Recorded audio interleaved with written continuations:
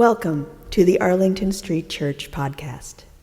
Founded in 1729, Arlington Street continues today as a gathering place for progressive people of faith in the greater Boston area and beyond. We are located at the corner of Arlington and Boylston Streets, across from the Public Garden in Boston, Massachusetts. Please visit ascboston.org for more information about this historic Unitarian Universalist congregation. Arlington Street Church, gathered in love and service for justice and peace.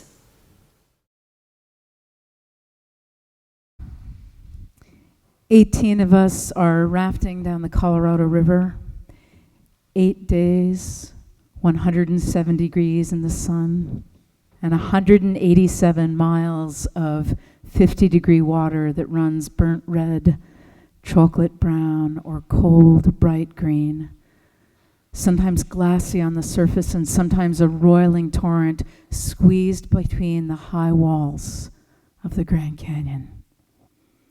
As a passenger, your only job is to hold on and enjoy the ride, to get drunk on the infinite permutations of beauty, and not fall out of the boat.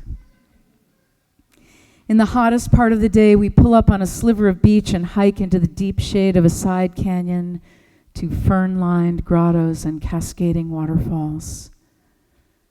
Your only job is to experience the magic of these hidden places you can reach only from the river, and not to fall off the precipitous edge of the trail.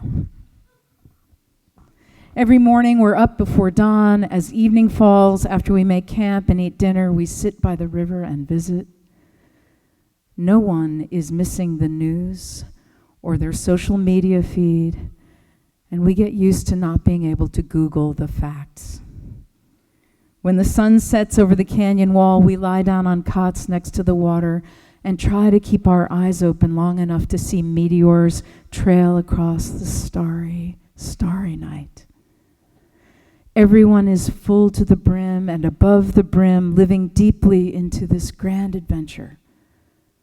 But no one is hurried or distracted or exhausted. I ask myself, what is it that's so restorative about being in the wilderness? How can I bring back to you the spaciousness and deep peace that come from this life on the loose? It's a lot of things, I'm sure, but here's one thing. Just one thing. Have you ever seen the hit comedy City Slickers?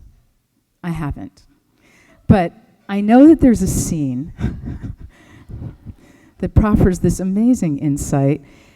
Curly, a gritty cowboy played by the late Jack Palance, and Mitch, the city slicker, played by Billy Crystal, are looking for stray cattle, and suddenly Curly reins in his horse and turns in the saddle to face Mitch.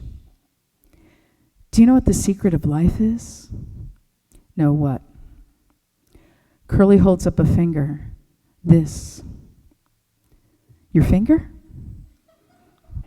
One thing. Just one thing. You stick to that and everything else doesn't mean anything. That's great, but what's the one thing? And Curly says, that's what you have to figure out. I should have figured this out a long time ago. My first Zen teacher said, pay attention. And others said, take the one seat. Ram Dass said, be here, now. I heard them and set myself to that spiritual practice, but I missed the part that was implied. Diffusing our intentions and focus and energy can only come to no good. In the interest of efficiency and getting more done in less time, many of us have aspired to multitasking. 10 years ago, Stanford professor Clifford Nass asked a great question. If doing the most important thing is the most important thing, why would we try to do anything else at the same time? He created a study in which he divided his test subjects between high multitaskers and low multitaskers. Secretly in awe of the multitaskers, I was sure they had some secret ability, he says. But it turns out that high multitaskers are, this is a quote, suckers for irrelevancy. They were outperformed on every measure. Although they'd convinced themselves and the world that they were great at it, there was just one problem. Multitaskers, says Nass, were just lousy at everything. They spread themselves thin and everything suffers. And why? Because there's no such thing as multitasking. We can do two or more things at once, but we can only focus on one thing at a time. Those who appear to be multitasking are actually toggling back and forth between tasks. Even juggling is an illusion of multitasking. There are balls in the air, but each ball is actually being independently caught and tossed in rapid succession. It has now been definitively proven that the human brain can only bring its full attention to one thing at a time, just one thing. And when we switch away from a primary task to do something else, we increase the time it takes to finish this task by an average of 25%. A study by Timothy Wilson, a researcher at the University of Virginia, concludes that while our brain receives 11 million bits of information every second, it can only process 40 of them. We get progressively worse at ignoring irrelevant information, storing and organizing information gets sloppy, and our memory is compromised. For example, those of you who have, say, 2 devices up at once, watching Netflix while scrolling through your Instagram feed, can attest to being a little vague on the plot line. So why do we do it? When the brain is stimulated by a lot of activity at once, it releases more dopamine, that feel-good chemical. It tricks us into thinking we're on a roll. Writing in the Harvard Business Review, Tony Schwartz says, what we've lost are boundaries, stopping points, and finish lines. And wherever we go, our work follows us on our digital devices, ever insistent and intrusive. But it's like an itch we can't resist scratching, even though scratching invariably makes it worse. As we all know, multitasking makes us look busy, which has a certain cachet in our society. Harvard psychologists Matthew Killingsworth and Daniel Gilbert discovered that 47% of our waking hours are spent thinking about something completely unrelated to what's right in front of us. Think about that. At any given moment, we're only half there. Or more accurately, half here. We're in the past. We're in the future. And the more time we spend lost in thought, the more unhappy we are. It also wears us out. Between 25 and 50% of people report feeling overwhelmed or burned out. The cowboy was right. We need to do just one thing. Stephen Covey, author of 7 Habits of Highly Effective People, said, the main thing is to keep the main thing the main thing. More experts weigh in. Kevin Systrom, co-founder of Instagram, says, focusing on one thing and doing it really, really well can get you very far. And Tenkan Tonk, founder of Jotform, writes, Success comes from going deep, not broad. Our dopamine craving brains will resist it because it threatens to be boring. But doing one thing at a time lets us dive deeper, he says.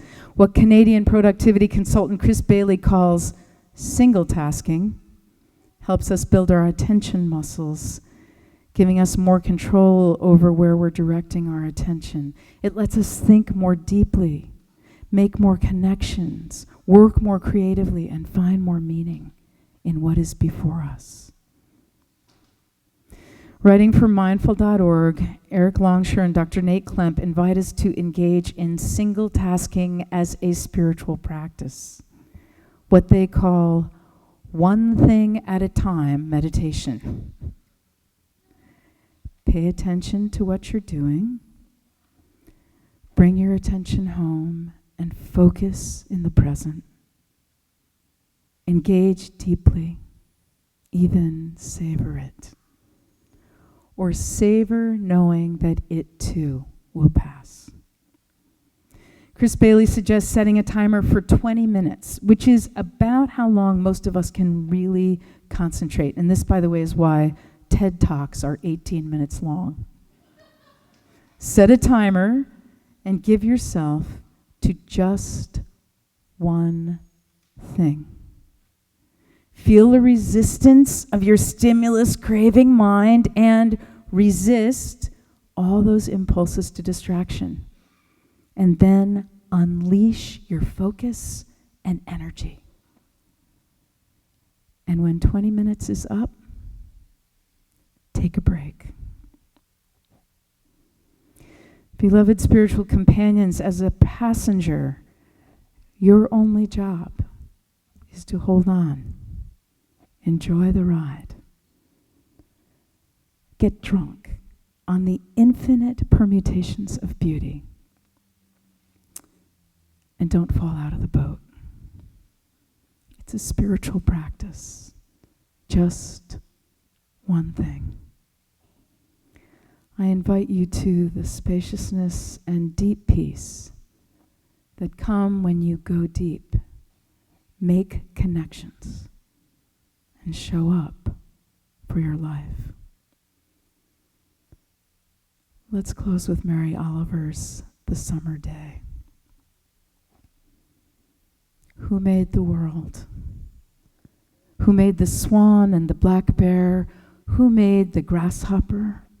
This grasshopper, I mean, the one who has flung herself out of the grass, the one who is eating sugar out of my hand, who is moving her jaws back and forth instead of up and down, who is gazing around with her enormous and complicated eyes.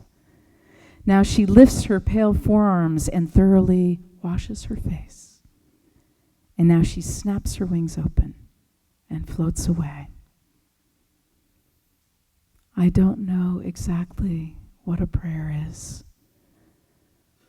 I do know how to pay attention, how to fall down into the grass, how to kneel down in the grass, how to be idle and blessed, how to stroll through the fields, which is what I have been doing all day. Tell me, what else should I have done? Doesn't everything die at last and too soon? Tell me, what is it you plan to do with your one wild and precious life?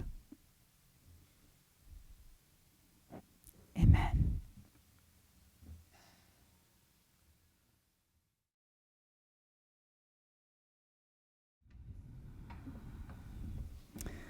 From Donna Markova, I will not die an unlived life. I will not live in fear of falling or catching fire. I choose to inhabit my days, to allow my living to open me, to make me less afraid, more accessible, to loosen my heart until it becomes a wing, a torch, a promise. I choose to risk my significance, to live so that which came to me as seed goes to the next as blossom, and that which came to me as blossom goes on as fruit. Let us keep this faith, beloveds, and pass it on. The service begins when the service ends. Bless your hearts. Amen.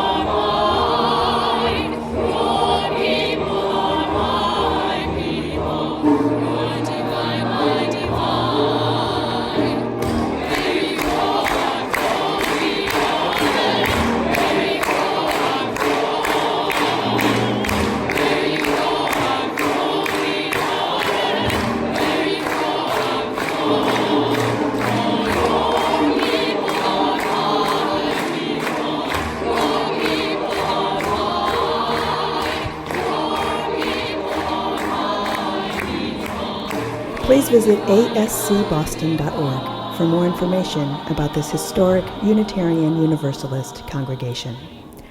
Arlington Street Church, gathered in love and service for justice and peace.